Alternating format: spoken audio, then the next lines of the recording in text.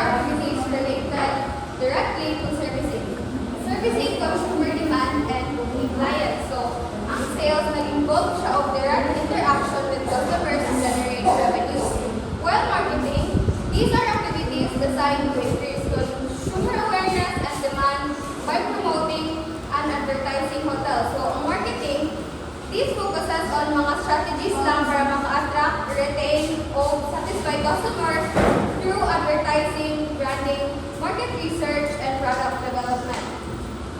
So, the high competition among the hotels need the competent team of sales marketing to promote the product among competitors. So, ang following main responsibilities are, first, responsible for building the image of the organization among the customers. So, magpasagot, in a competitive market, creating a strong and positive brand image is essential for attracting and retaining customers. So, ang sales and marketing team daw, mo siya responsible para mag-draft ng mga messages, mga campaigns, para ma-showcase sa unique features sa hotel, ilang services, ilang value proposition sa potential guests. Next is responsible for putting up an effective sales and marketing plan. Different. So, example any first, like, a beach resort in Palawan showcases its commitment to environmental sustainability by organizing regular beach cleanup events. So, ang sales and marketing department, i-promote nila nga initiatives sa social media. Portray nila ang resort as eco-friendly o socially responsible. So, ang na-attract nila ani kay mga environmentally conscious travelers. Again, next is number 2, responsible for putting up an effective sales and marketing plan. So, a well-thought-out sales and marketing plan is important for guiding the team's efforts and maximizing the hotel's revenue potential. So, ang kanilang plan, i-outline niya ang mga strategies, goals, target markets, promotional activities, o budget allocation para ma-achieve ang objectives sa aning business. So, for example, a luxury resort launches an immersive virtual reality experience on its website, allowing potential guests to explore the property's amenities, rooms, and surrounding attractions from the comfort of their home. So, na rin isang resort na kanang sa ilang website na VR dito, which ang mga potential guests, if mato sila itong site, kaya ganang, wala na sila sa ilang malaki, pero ito maka-experience sila first hand na naan sila sa mga location. And then, ang sales and marketing team leverages social media advertising and influencer partnerships. So, gamit nila ang social media para i-promote itong mga kanang website o nagamit sila mga influencer para makadrive ang mga potential guests at mga VR experience and para po maka-generate sila o ng mga possible bookings at website. Next is responsible for carrying out market research, product development, campaign, and etc. So, sabot na, understanding marketing trends, customer preferences, and competitor strategies is essential for staying competitive. So, ang sales and marketing department, may conduct sila ang market research para mag-gather insights and maka-identify of opportunities para sa product development or service enhancement na maka-differentiate sa hotel from other competitors. So, example ani kay ang hostel sa Cebu nag-conduct siya og survey among backpackers to understand kung sa ilang preference kung sa ilang needs. So, base sa feedback, ang sales and marketing department nag-introduce, so kabasa sila sa feedback. So, ang iba sa sales and marketing department, nag-introduce sila ang mga bagong amenities such as communal kitchens and organized group tours to popular attraction, enhancing the hostel experience and attracting more budget-friendly travelers. Next is responsible for finding new segment in the market. So, to expand the hotel's customer base and revenue streams, the sales and marketing department team explores new market segments or niche markets that are underserved or have untapped potential. So, ang isang example ani kay isang homestay sa Batanes daw kay identifies a niche market of travelers na nagasigog authentic cultural experience. So, ang sales and marketing team naging-partner siya with mga local artisans to offer workshops on traditional Tibetan crafts such as weaving and pottery, attracting cultural enthusiasts looking to immerse themselves in the unique heritage of the region. So, bali na bitaw siya dispersion of development kay dili lang iimuhang business ang nilago ato nakatapang po sa business sa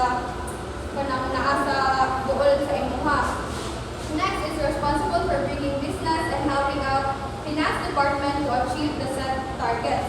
So ultimately, the primary goal daw sa sales and marketing department kay mag-generate of revenue. Sakto. And to contribute the hotel's financial success. So by attracting guests and securing bookings, they play a significant role in helping the finance department achieve its revenue target. So example ani kay ang family-owned inn sa Baguio, nag-collaborate siya o mga nearby restaurants and attractions to offer mga bundled na packages bitaw para mga nag-include o accommodations, meals, and guided tours. So ang sales and marketing department kay i-offer nila ning ang mga packages, yung mga bundles sa families and groups. So nag-increase ang occupancy rate, nag-increase ang revenue sa inn. Meanwhile, nag-support sila sa mga local na business na ilahang palibot. Next is one ang mga organizational chart of the sales and marketing department. So, ano yung duties of the sales and marketing department staff? Number 1 is director of sales and marketing. A hotel's director of sales is responsible for overseeing the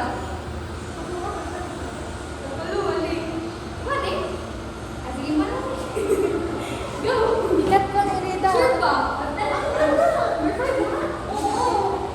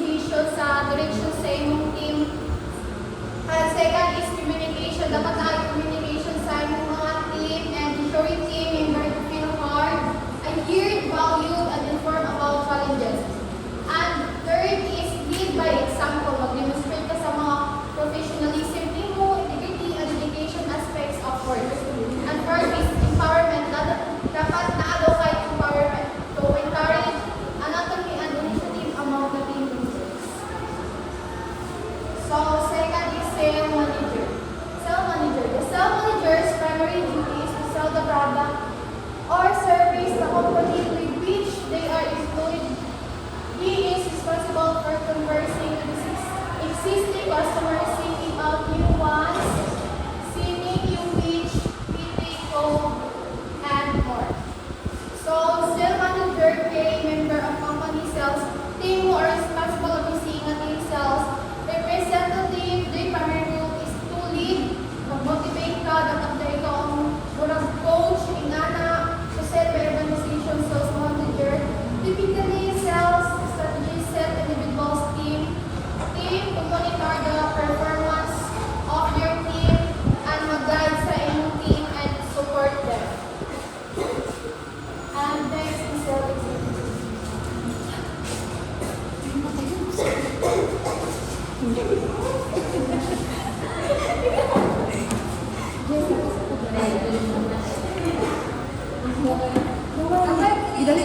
Sales executive. A sales executive, sometimes called a sales coordinator, typically assists the director of sales and the sales manager in ensuring consistent usage of the facilities. Sales executives play a crucial role in generating revenue for a company by identifying potential customers, reaching products or services, negotiating contracts, and closing sales. They also maintain relationship with clients, understand their needs, and ensure customer satisfaction. Additionally, sales executive often contributes to market research, strategy development, and product improvement by providing valuable feedback from the field.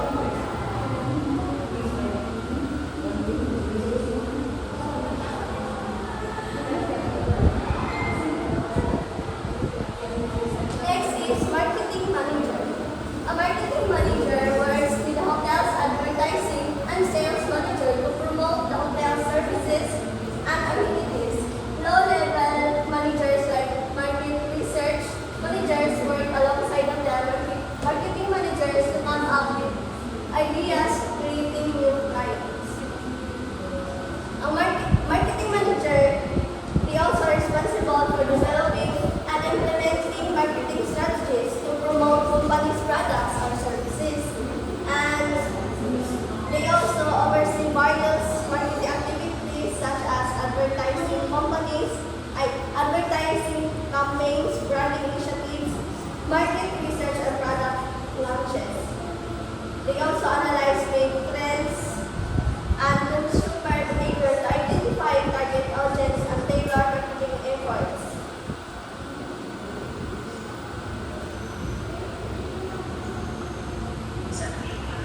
Five is marketing executive. It's a profession that requires areas of expertise to successfully create, implement, and promote company's brand. Marketing executives are usually senior professionals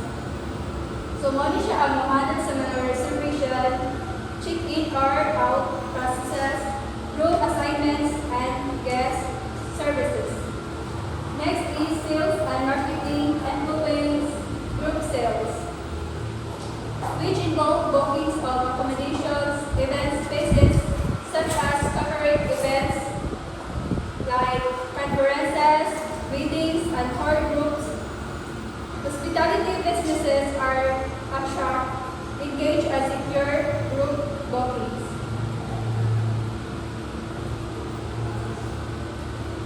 Next is task of sales and marketing staffs with their group sales focus. Planning hotel sales and marketing strategy, preparing and issuing sales contract in timely manner, maintaining accurate sales record and forecast, coordinating and communicating special client requests which affected hotel departments, hosting clients during their stay and conducting site tours. Next is rule of sales and marketing in the community. So there are two sales opportunities. First is promotion opportunities. When DUSM sales team are active members of the business community, disseminating info about hotels, products, and services is allowed. So example in promotion opportunities, if ang trabaho is frontline employee, then na-promote ka as a supervisor or team leader. So as a front desk, which is servers, housekeeping staff, then or mahimo kang supervisor, you are oversee and mentor junior staff and handle customer service issues. Pag mahimo po kang team leader, mo na siya mo assist sa operation management. Next is networking opportunities. Developing personal relationships for business-related purposes will result in increased numbers of sales code. So, these networking opportunities can be leveraged to expand professional connections and stay updated on industry trends. What's ka na Ilantan daw. Ilantan, Desa? Ay, pa-video na nato lahat.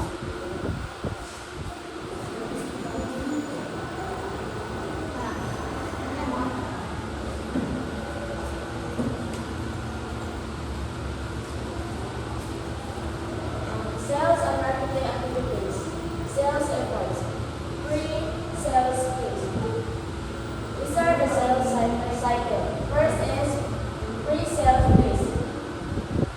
Pre-sales focuses on research, preparation, and lead nurturing. Once an opportunity has been quantified and nurtured, pre-sales hands the customers off to the sales team to close the deal.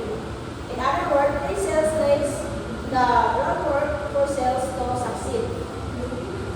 Pre-sales, it helps customers understand exactly how a product or service can solve their business needs. And there is invite client to solve your service. Second is submit a bid. Submit a bid is a submission of an offer of contract to a person or client. Next is sales phase. Complete request for proposal. It is a process helps solicit bids from vendors and identify which one is best qualified to complete the project. These proposals makes it easier for you to compare skills and rates to find the right partner for your project. Next is establish roll rates. This approach considers operating costs, desired profits, and expected number of rooms sold to determine the average rate per room. Next is prepare room contract. Forward direct bill application to room. The billing process is important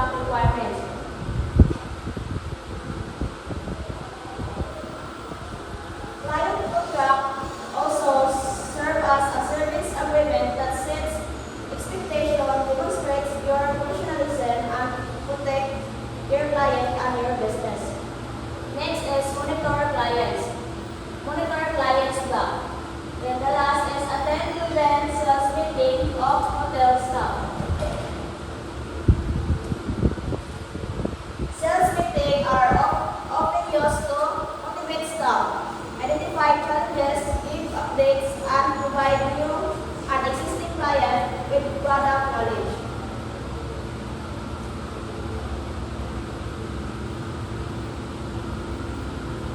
Next is post-sales phase. Post-sales encompasses the activities and support provided to the customer after the completion of sales transaction. This phase aims to ensure customer satisfaction and may include technical support, product training, and regular follow-ups for feedback and reviews.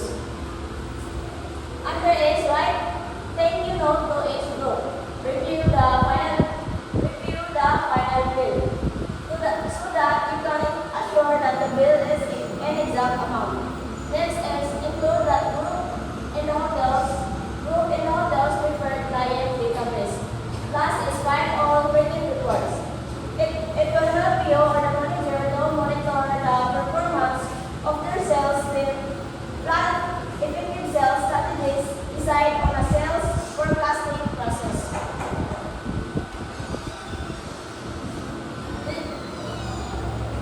These are the sales lead effective DOSM. Sales lead effective DOSM should discuss the following. First, new leads uncovered since last meeting. Realistic sales potential of these leads. Who in the department is following up on leads? How leads will be pursued? What if anything GM can do to help cultivate prospect? Any sales resulting from leads discussed previously. Reserve adequate time for cold calling. Make a sales visit or presentation to potential clients without having previously set an appointment to do so. Visit or call quality prospective client for hotel's room or service.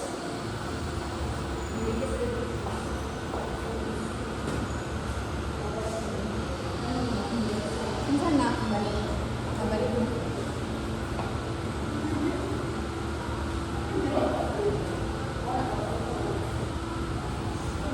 Sa sunod.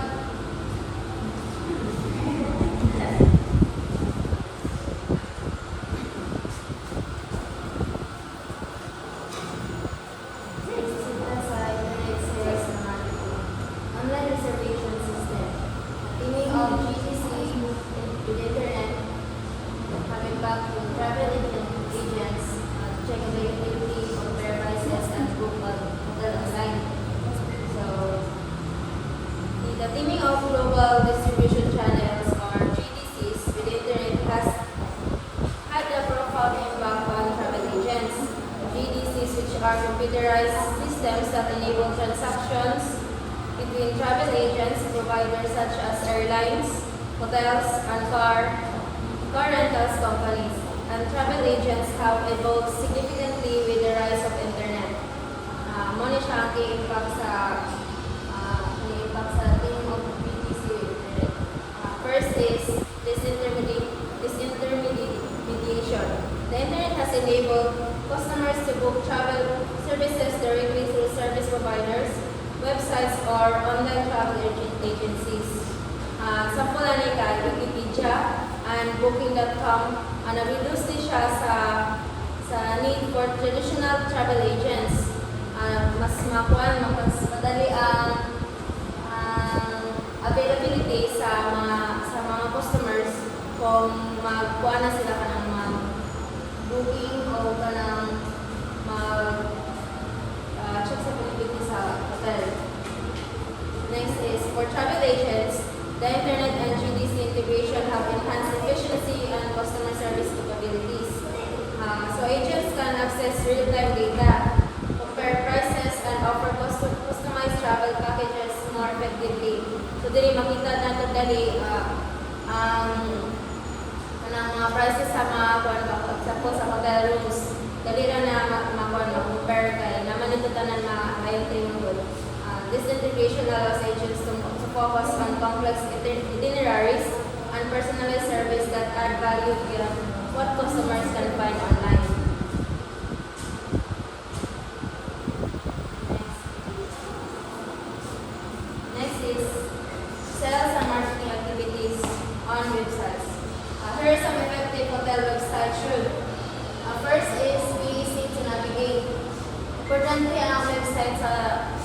mga future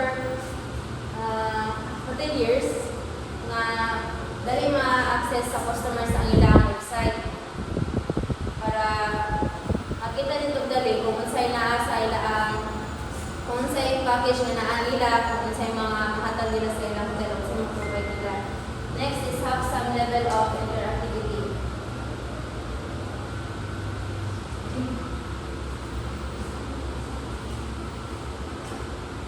Okay. Dili sa level of interactivity, dili na ito makita ang mas advanced na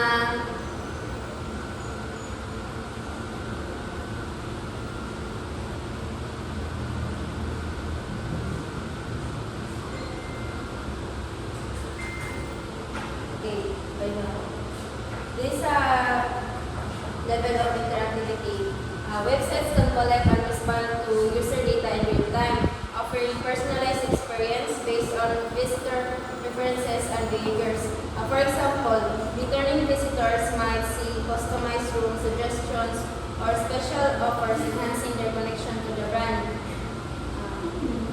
Next is customer trust and confidence. Features like guest reviews, interactive sections, and detailed room descriptions can help build trust with potential customers. The user can easily find the information they need and real feedback from other guests. They are more likely to feel confident in their decision to book. Next is billing to appropriate companion.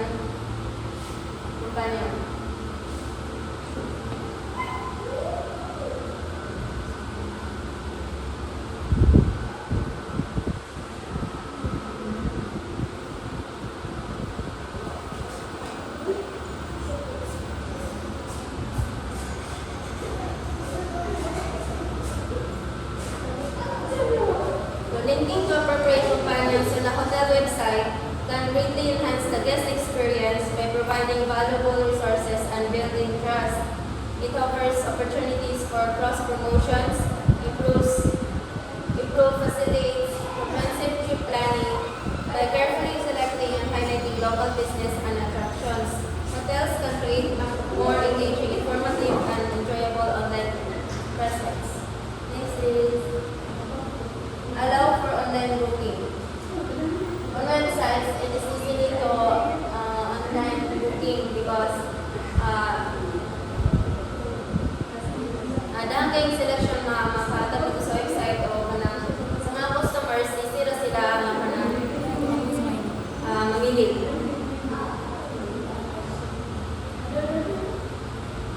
For balancing guest privacy needs with hotels desire to build a customer base.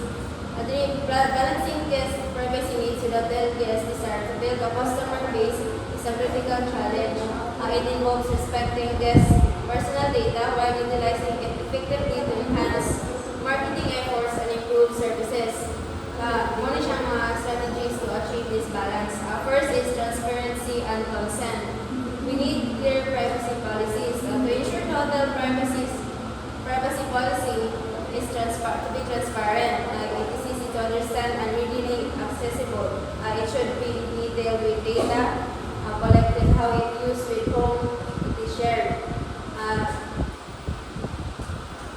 To balance this privacy also is to build trust, communicate value, to clearly communicate the value with benefits of data, collection to guests such as enhanced personalization, improved services or exclusive offers. Transparency in communication help build trust.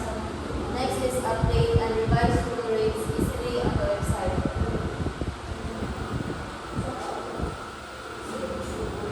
Sa mga website, dito nakita mo na ito ang mabago-bago na ang mga pricing dito. So, dili, sa ito ang mag-create mo ganit na website, dapat updated siya. Kaya kung makita sa customers, dapat true to life na siya. Inigato po dito, mag-payment na. Ito ang ilang i-expect. Implement features that allow for creation of rates.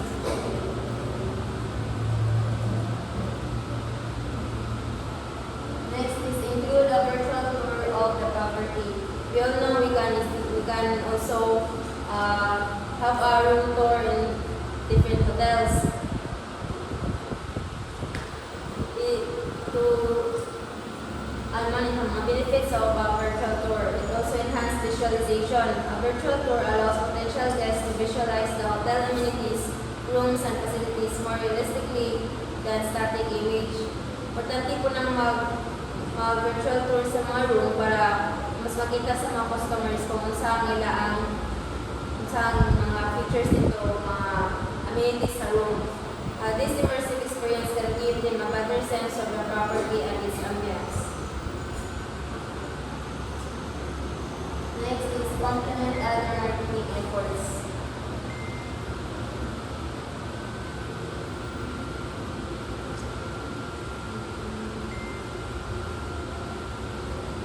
Pwede ni siya magkaroon ng social media marketing. Ang website, so a shareable content. It can be on Facebook, Instagram, and Twitter. This type of engaging content can attract attention and encourage shares. Next is the language of potential clients.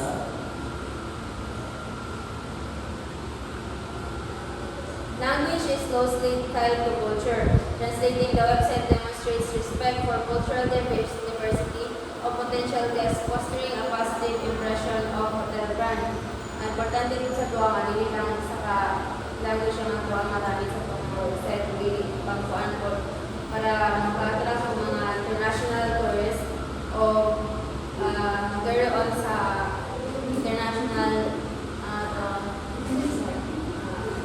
international travelers often prefer to book accommodations with websites available by their language. By catering to this preference, hotel can attract more international visitors and expand their customer base. That is how website address is remembered. It is important for our websites to be easy to remember. Today we have a direct mail marketing.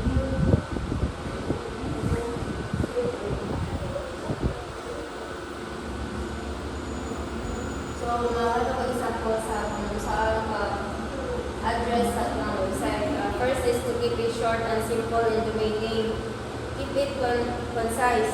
Choose a domain name that is short, simple, and easy to spell. Next is reflect brand identity. It is to select domain name that reflects to our hotel's brand identity and is memorable to guests. So, we have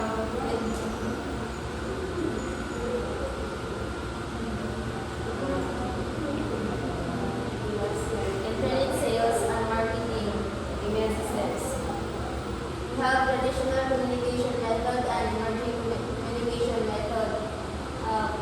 The past years, we have direct mailing, telephone, fax as a traditional communication method. So, wala pa man sa unang internet, so we have mailing. Direct mail marketing are sample catalogs, postcards, or flyers. Sa telemarketing, cold calling, follow-up calls. Dili sa catalogs kay mag-send sila physical catalogs or brochures via postmail to potential customers, showcasing their products and encouraging for purchases.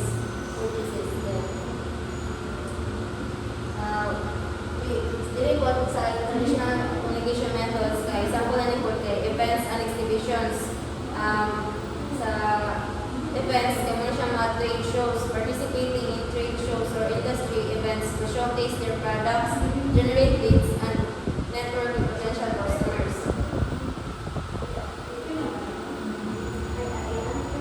Next is email system. Ano siya na kuan? Kung sa internet, you have email system na we have rich in media support, dynamic content, and responsive design. To support for embedding multimedia content such as images, video, GIFs, and interactive elements enhance visual appeal and engagement.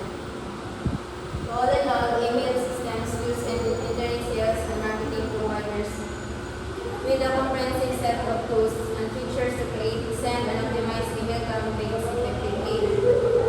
The advantages of email systems: inexpensive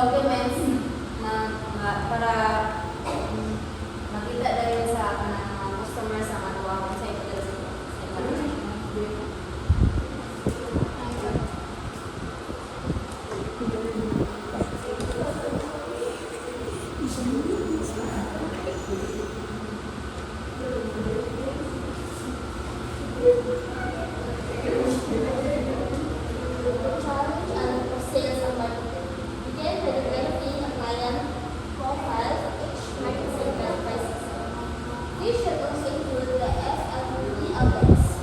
This provides certificate of geographically, and physically. Only when you have a clear picture of your guests can you target both sales and marketing efforts and geography. So first, an outline of information you should gather for each market sector. First is the demographic profile. The demographic profile should identify the age range, gender, income level, qualifications, and education level. Next is the geographic profile. You should identify the location, climate, proximity, to a section. And then the fiscal profile. You should identify the spending habits, budget preferences, seasonal variations, or depth.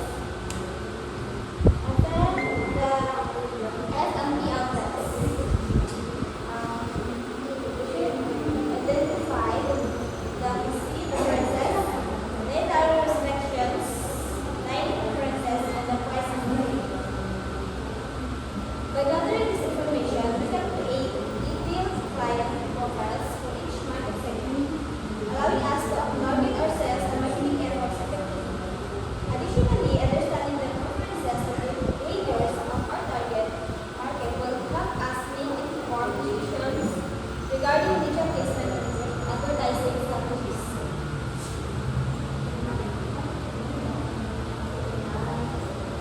And next is the use electronic distributions, channels, and manage the makeup. How a dynamic is to navigate with site that is capable of accepting observations online. Ensure that your webmaster has entered in the search engines by keywords that appeal to your guest profile and pay for them to regularly refresh your website positioning and search results. So to effectively utilize electronic distribution channels and manage them efficiently, there are some key strategies. First is the dynamic and easy to navigate website. Next is the search engine optimization. Then the paid search advertising, online travel agencies and booking platforms, social media marketing, email marketing.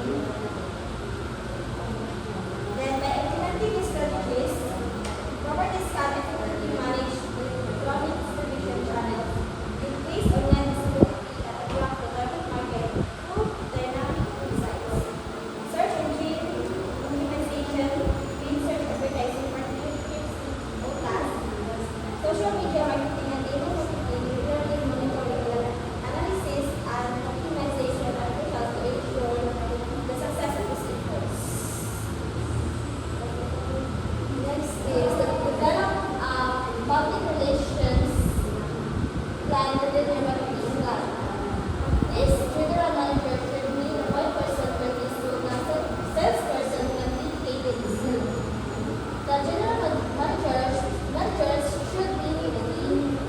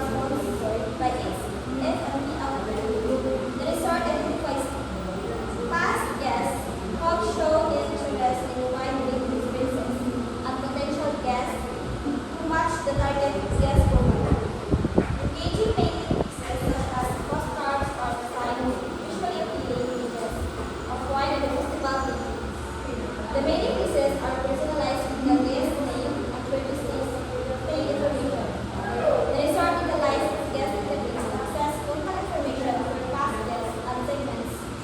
The database lists stay history and preferences.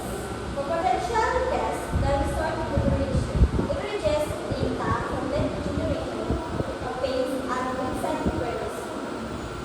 Cost-effective mailing strategies such as home mailing services and local friends shop partnerships are utilized to keep costs in check.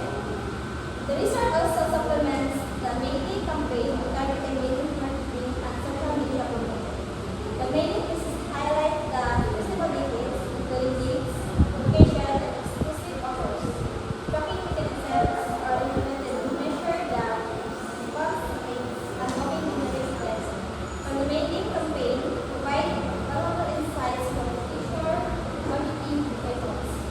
By following this approach, the resort can develop cost-effective mailing lists to target past guests and potential guests, promoting the wide festival and generating interest in the fashion.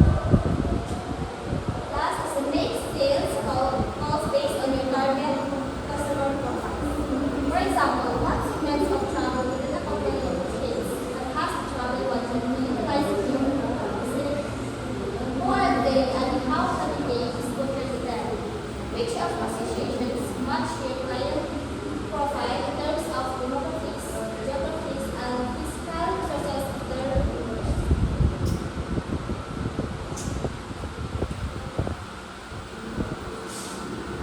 Examples is the cluster travelers. So we should know that we should identify the segments like this is professionals, these corporate travelers, then the affiliation. And last is the exposure. The exposure to business travelers by category with corporate travels overseas. The industries, occasions, and preferences and the proper in health,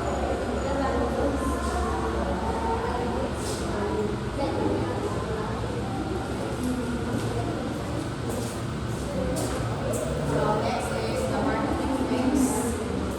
Marketing decisions generally fall about the following four piece of marketing mix. So first is product, then price, base, distribution, and promotion. So kanina silang upat, ang tawag kanina is four piece of marketing activities. The term marketing mix is described as a mixture of ingredients. The ingredients in the marketing mix included product planning, pricing, branding, the distribution channels, personal selling, advertising, promotions, packaging, display, servicing, physical handling, and fact-finding analysis. So, ano silang tanan, if nakay product mo is dapat included yung silang tanan sa usapang product na ikong i-market. The next is product decisions. The third product refers to the tangible physical products as well as services. When we say tangible is the product that can be seen, feel, and touch. So here are some examples of the product decisions to be made. First is the brand name, name sa product na yung mo. Then functionality, how a person can use the product or unsa ilang mahimo ana ka produkto. The next is styling. Place your props into a natural way.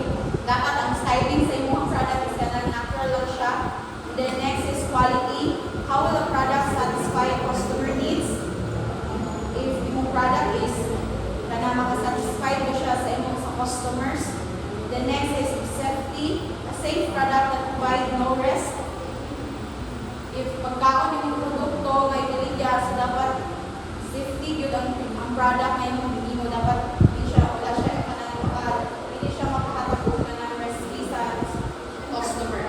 The next is packaging, the process of making the product, and repairs and support warranty, guarantee to repair or replace a faulty product, and last is accessories and services. And next is distribution-based decisions.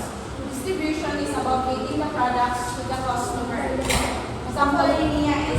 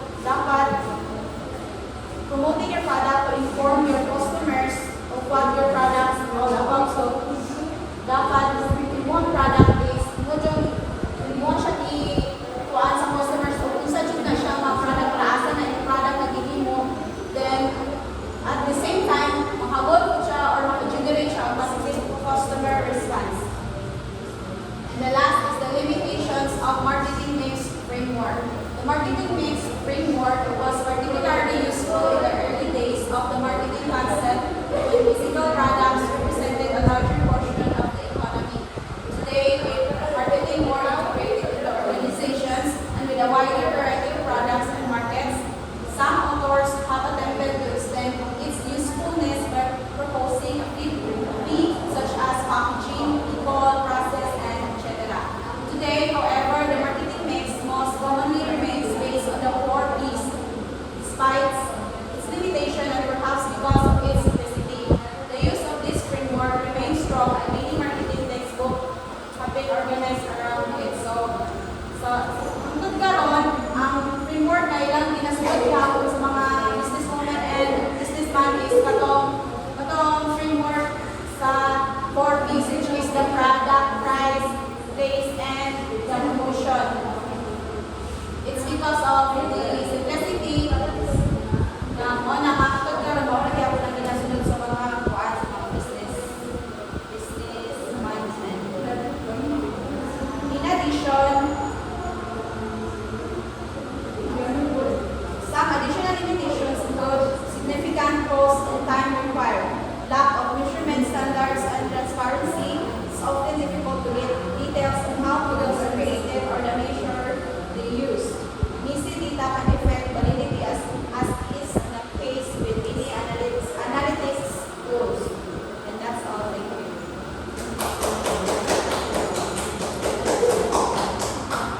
Minutes eh.